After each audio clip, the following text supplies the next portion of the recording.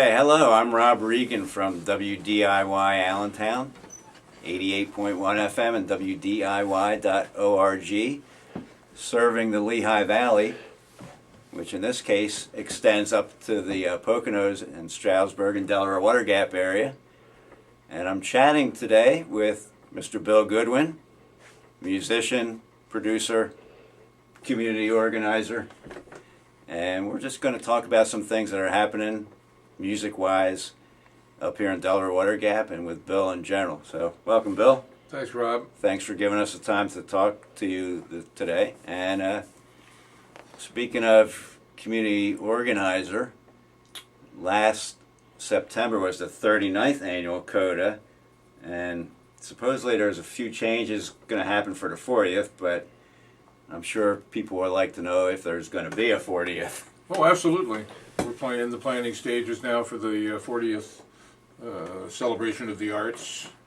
I played at the very first one in 1977, and I'll be playing at this one. Well, I'm not sure if I'll be playing because I played last year with my group. I'll be there. I'll be participating, and I serve on the board of directors of the of CODA. We had a shift in the board. A lot of people moved on after years of putting in their volunteer time. So we reconstituted the board and moving forward with vigor, towards the new festival in September. It'll be interesting. We're going to try a few new things. Can't really say much about what they are, but it'll be.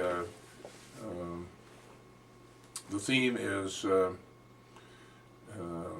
new generation, 40th anniversary, the new generations. We try to include, as many of the younger musicians who've come up in the area. Well, speaking of younger musicians, something that's been going on for quite a few years and really is a benefit to the community is the Camp Jazz, and that's something that's going to continue after a year that they took off. CODA Camp Jazz is currently up and running and taking applications. It's been moved. The time period has been moved to earlier in the year. It's going to be in June now, after the end of the school year, rather than in September or August before the beginning of the new school year, figuring that would be more convenient and more attractive to students. Plus, the CODA Cat program will be folded into that. So I think the CODA Cats will be participating in rehearsing and participating in Camp Jazz, and then there'll be we're planning a concert, which will be a free concert. There'll maybe a larger venue than the where they usually have it, which is at the Church of the Mountain, in the gazebo. So we'll see how it goes, but information is available.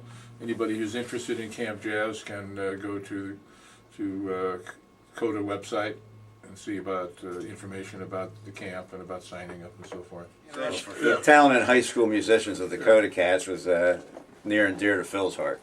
It was originally an idea of Phil's. He sent a letter out to a lot of high school band directors, and he got, the only response he got was from a guy named Pat Dorian.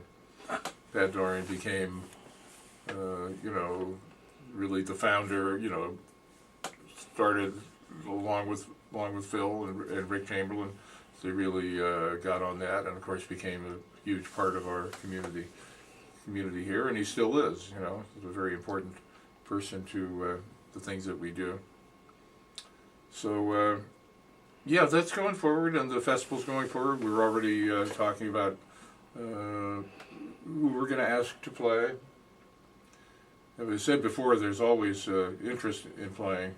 I still get emails and communications from all over the world with people that, I think they see that the festival, they see in the festival guide that there's a festival here, and and they send, their resume, as though it's like the Newport Jazz Festival or something. Of course, it's not, but we're very small, and we're always kind of at a disadvantage because we don't really have a professional organization.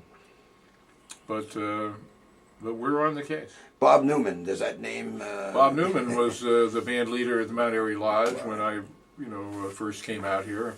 I ended up working there for a year. I moved here in 1970, and I worked in Mount Airy Lodge in '72, which was where I first really got to know Steve Gilmore musically, and Steve became my longtime musical partner. He just had a birthday a couple of days ago. I saw that, yeah. He's almost exactly a year younger than me. And we became musical brothers and a rhythm team. At that time, in '72, we really hit it off well. I decided that I would just recommend him for, people. I was getting called for a lot of gigs, so I started recommending Steve, and so we were playing together all the time, playing in like 3 or 4 different bands. And when Phil Woods came to the area at the end of '73, it was a perfect thing. I mean, we hooked up with Phil and really started the group up in '74, and then we kept going right up until the end.